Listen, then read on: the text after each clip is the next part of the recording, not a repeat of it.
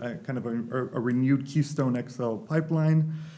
He's tagged Kevin Cramer, Republican from North Dakota, as his likely energy advisor. This is a vocal climate skeptic. In general, it's not looking very good for climate policy in the United States with a Trump presidency, although it is hard to determine his true intentions and how much damage he actually can do. But it's clear that he can at the very least, hold up appointments to key positions and reduce agency budgets. Clinton, on the other hand, it's quite clear that she's pro-climate policy. Then we can discuss kind of how much, right? But she's promised to uphold the Paris Agreement. She wants to increase federal efforts, so kind of Clean Power Plan Plus, right? These types of things. So it's clear that she would be the pro-climate advocate. But the sad reality in the United States is that this is a House divided, really. And if we just looked at, say, distribution of climate skeptics, vocal climate skeptics in the Senate and the House, what we see, in the recent 114th Congress, we see that there are 38 vocal skeptics in the Senate. That's 70% of all Republican senators. And there are 144 skeptics in the House. That's 58% of all Republican Congress people. And because it's such a polarizing issue, what we've had to do now in the United States is that the president has to circumvent Congress, right? So the Clean Power Plan, all these things are efforts from the president to circumvent Congress, and now actually the Clean Power Plan is in legal trouble. So the key point here is that a strong and stable climate policy requires congressional backing, but we can discuss that as well later. So not only are politicians divided, though, the electorate, the voters are divided on this issue. So here's public opinion data from Gallup on the question of basically attribution of climate change to human activity. Do you believe rise in human temperature in the last century is due mainly to human activities? What we see here is that there's a clear divide between Democrats up top and Republicans at the bottom. So the most recent data suggests that only 38% of Republican voters believe that humans are causing climate change, whereas 85% of Democrats believe so. There is an increase in the independents. So this is a good sign. Right now, 68% of independent voters believe that it's human-caused. But we shouldn't be too complacent here. When it comes to, say, congressional elections, this kind of divide doesn't really, or the independents really don't matter. You think about gerrymandering, the effects of gerrymandering, and so forth. This has a little bit more of an effect on, we would say, presidential or local elections, state elections. But if we were to think overall, if you just take public opinion overall, only 1 in 3 Americans believe humans are 1 in 3 Americans believe humans are not the primary cause of observed climate change, and only 1 in 10 Americans understand that over 90% of climate scientists agree on global warming. So the major question, right? So why are Americans so divided on the issue of climate change? And social scientists have been grappling with this question.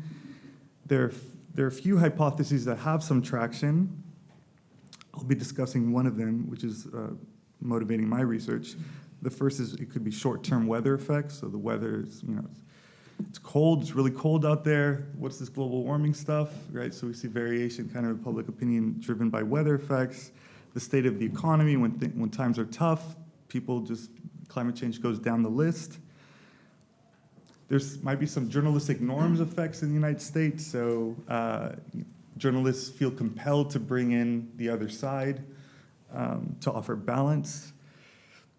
But a lot of researchers, and myself included, are focusing on the influence of an ideologically conservative contrarian counter movement to climate science and policy. So people like Naomi Oreskes at Harvard, Riley Dunlap, Aaron McCright, Robert Brule, all American-based sociologists. This is the hypothesis driving their research. And so kind of what does this counter movement look like? It's been called the denial machine. And I guess at the end of the day, what the argument is that this public opinion data and the division in the House in terms of climate skepticism is not it's not generated by a random process, right? There's something real going on here behind this. And so the structure of this denial machine, at the top we have interest groups, right? So fossil fuel industry, corporate America, and conservative foundations that seek to benefit from obstruction of climate policy, either materially or they're driven ideologically to block climate policy. So for example, to stop government intervention in the private sector. Now, these organizations then support materially conservative think tanks, and these conservative think tanks are the kind of engine of information for this movement. So these think tanks leverage their status as a parallel academia. They produce policy reports. They're in the media. They hold conferences. They engage directly with policy makers, and thus seek to influence policymakers. We have front groups, which are kind of public outreach groups with euphemistic names, and then this is all feeding into what we call the echo chamber, which is composed of politicians, media, and social media as well. And the objective of this whole denial machine is to influence public opinion and to block climate policy. Now, the talk today will be focusing on conservative think tanks. That's where the majority of this research that I'll be presenting has been looking at. With Travis Cohen, who's at the University of Exeter, I've studied the communication of these conservative think tanks, the major ones, in relation to how they communicate climate change. And there's been significant work on this kind of question of what are they talking about by, as I mentioned earlier, McCranton Dunlap in 2000.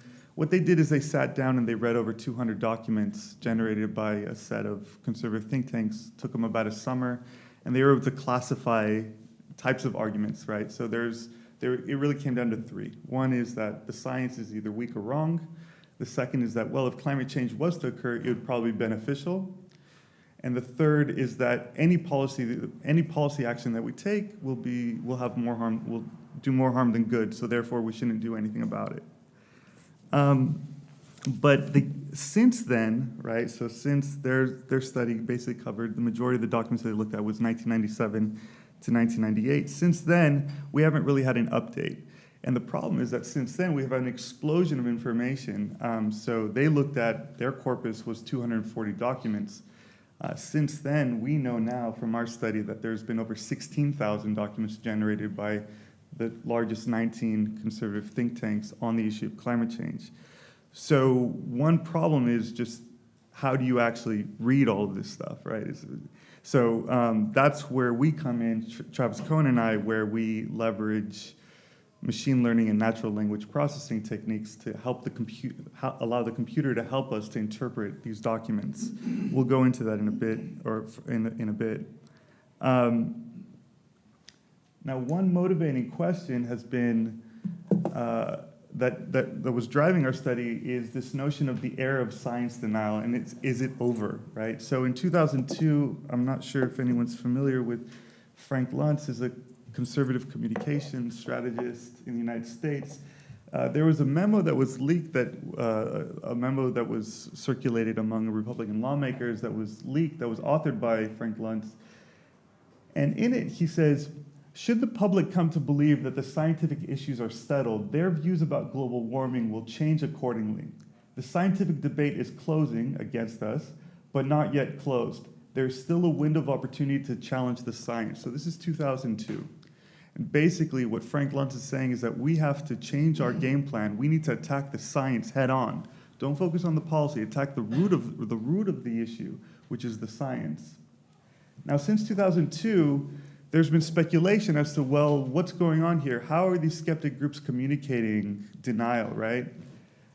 Leo Hickman in The Guardian in 2013 made the claim, the real world is leaving behind those who flatly reject the science underpinning the notion that anthropogenic greenhouse gas emissions are warming the planet. So in other words, this science skepticism is dead, right? These people are dinosaurs, and we've moved on now. And similar claim from the Union of Concerned Scientists in 2015. It's kind of a lighter version, but it says, deniers now concede that climate change is real, but reject the scientific consensus that human activity, mainly burning fossil fuels, is driven by it, or is driving it rather, right? So the one issue is that we don't know, right? We don't actually know how the evolution of the discourses has occurred, right? Because it's been so difficult to study, right? The immense amount of documents. And so this was kind of an auxiliary test of our study to see, well, how are they treating science? Are they discussing science more than policy, or is it inversed over time? Okay, but the first question is kind of, what are they talking about? Not to go into detail, but I'll be very happy to go into detail in the question and answer period. But what we've done is we've had the computer has helped us to cluster all these words. So in our corpus, we have over 24 million unique words, right, in this collection of documents, 16,000 documents. We've been able to cluster these words into themes, right? So we can think of them as topics. And that these topics then we can measure how similar or dissimilar they are to one another. And so what we see is we have these kind of clusters of themes within this huge corpus of documents.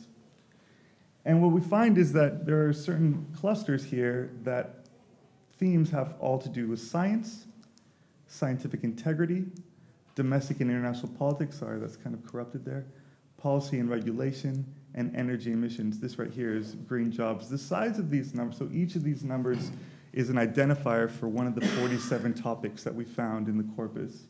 And the size of this, the identifier, signifies how important that is, or in effect, how often this thing occurs in the sample, in the corpus. How important it is, in other words. So there's some takeaways here. We see that the discussion of scientific integrity, so this is attacks on scientists and scientific bodies themselves, as ad hominem attacks. So that there's a conspiracy, or that that the climate change is a hoax, or that there really is no consensus among scientists on climate change. The words that they use when they discuss those types of arguments is actually quite different than the scientific discussion that they have, right? So they use words that are very similar, say, to what the words that they use in politics, right? And so it's not just when they're attacking the scientific bodies, they're not using the same words that they use when they're attacking the science itself. And this is important because in the experimental literature, psychologists have found that subjects who are exposed to information on consensus